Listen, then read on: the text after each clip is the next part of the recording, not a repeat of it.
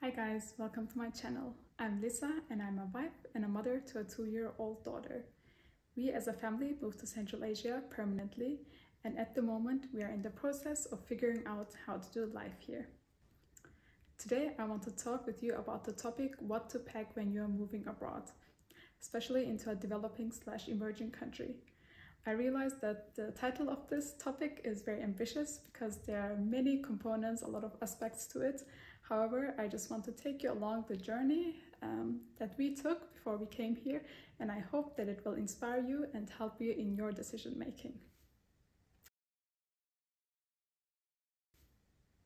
Firstly, I want to talk about the things that you should be considering when you decide what to bring. First of all, the location. Where are you moving into? Where is the country located? In our case, we moved to Central Asia, and it's a double landlocked country, so shipping things by sea is just impossible. And it's summer 2022.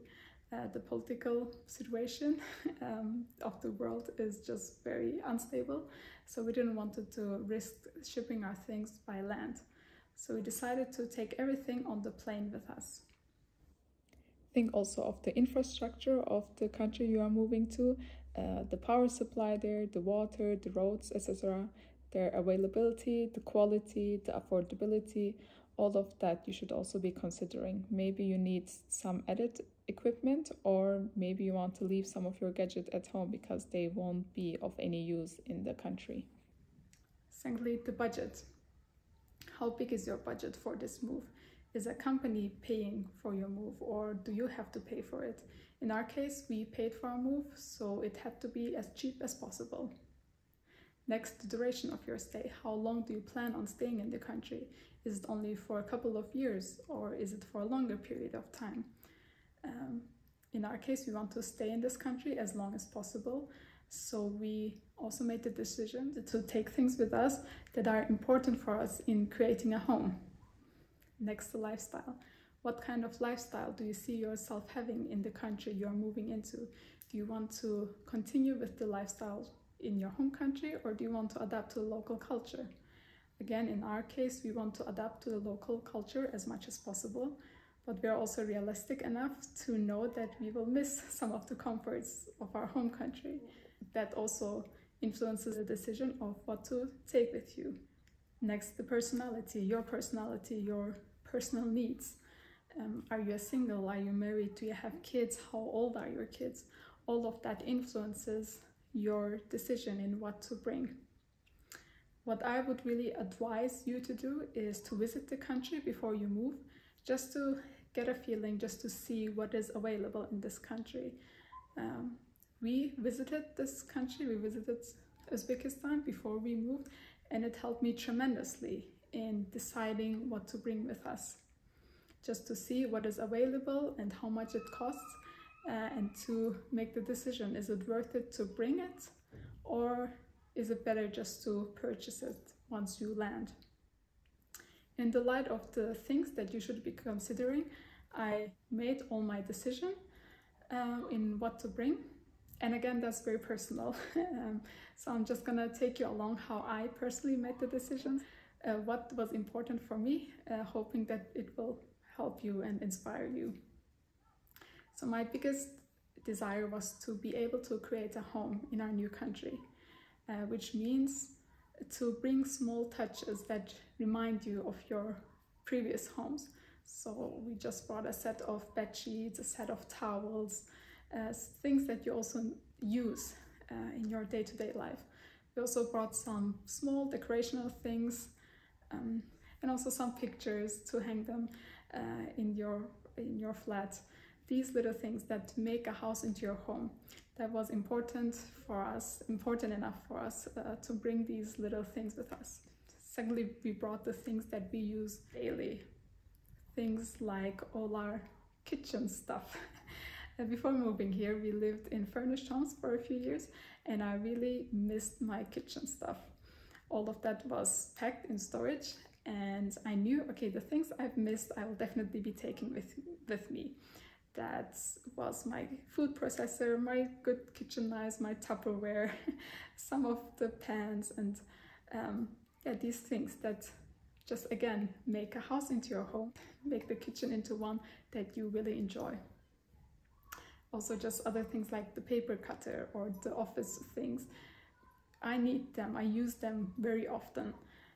So it made sense to bring them because I really do use them, and it was worth the effort and worth the price.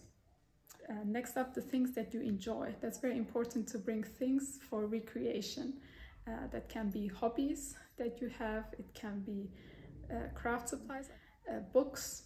We didn't bring any books, but we brought our ebook reader, our technical equipment, like the camera and other things, brought a selection of board games, language neutral, so we would be able to play it with people who don't speak German. Also toys for our daughter. When deciding on what to bring for her, we put into account that she is growing, so we brought things that can be used in different ways and she would enjoy also in the coming months and years, hopefully. And we also brought a lot of books for her, obviously, because she loves books. And lastly, clothes. If you have a big wardrobe, it can be a problem. You don't want to fill all your available bags with your own clothes. So in my case, it was necessary to build something like a capsule wardrobe. And I found a YouTube channel that really helped me a lot. It's Justine Leconte, I hope I pronounce it correctly. And she's a very down-to-earth person. I really like her. I'm not into fashion a lot. However, we all wear clothes, so we are somehow linked to fashion. And she really has this great way of explaining what your style is, and that really helped me in getting rid of the things that don't really suit me, that I don't really like. So that's what we brought with us. And at the moment, I really don't regret anything that we brought. I wish we had brought a bit more, because one mistake that we made is assuming things. Like the country we are living in, they grow a lot of cotton. So I thought that everything that is produced with cotton would be cheap, like the bedsheets, the towels, the clothes. However, we figured out that all of that is fairly expensive, definitely more expensive than Turkey, and the same price as in Germany. So I wish we would have bought that with us, like more bed sheets and more towels. So yeah, that was one mistake that I admit and would advise you not to do. So don't assume things regarding your country. Better check beforehand and make sure that you are right in your assumptions.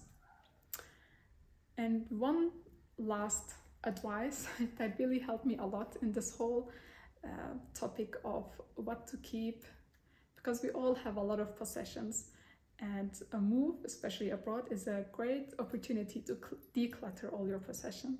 And that was really the Netflix series of Marie Kondo. I was surprised that someone would make a series about decluttering people's homes and reorganizing, but I was positively surprised how much I enjoyed it, and it really inspired me a lot and helped me a lot in getting rid of things and in deciding what to bring. The philosophy of what sparks joy, or also understanding the value of things that are sentimental to you, that really helped me a lot, because I felt comfortable enough to, for example, just bring a salad bowl because my mom gave it to one of my birthdays, and you need salad bowls, and it also has a sentimental value. So that really helped me, and it encouraged me also just to splurge somehow. So with these tips, we ended up with our packing list. I shared a lot about what we considered before even starting our packing list, and then how we organized the categories of what to bring, and eventually how we decided what to bring. I talked a lot and it might be a bit confusing, so I created this flow chart. I'll just quickly go through with you. So the most important question is, will you use the item often enough that you would miss it? So if you hold something in your hand and you're considering, should I bring it or not, just ask yourself, will I really be using it? How often am I using it? If yes, and if it's not too big, or heavy, or can be smaller, just take it with you. Don't think too much about it. and no, if you're not using it, then ask yourself also the second question: does it have a sentimental value? Because having things that have a sentimental value is, I think, almost as important as things that you use daily. And yes, then ask yourself again, is it big or heavy? Can it be made smaller? And of course, always ask yourself, is it really worth the expense and the extra cost? And also remember that you can always leave some things behind and ask a relative or a friend that is visiting you to bring some items. That's what we did. We have a box of things that we want to have here, but that were just too heavy, too big to bring with the first load. We ended up with 9 suitcases in total, and we are very happy with the decision we made so far. I hope you enjoyed this video. I hope it will help you in your decision making what to pack. And if you enjoyed this video and like to watch more videos with this kind of content, please consider to subscribe to my channel, and I'll see you in the next video.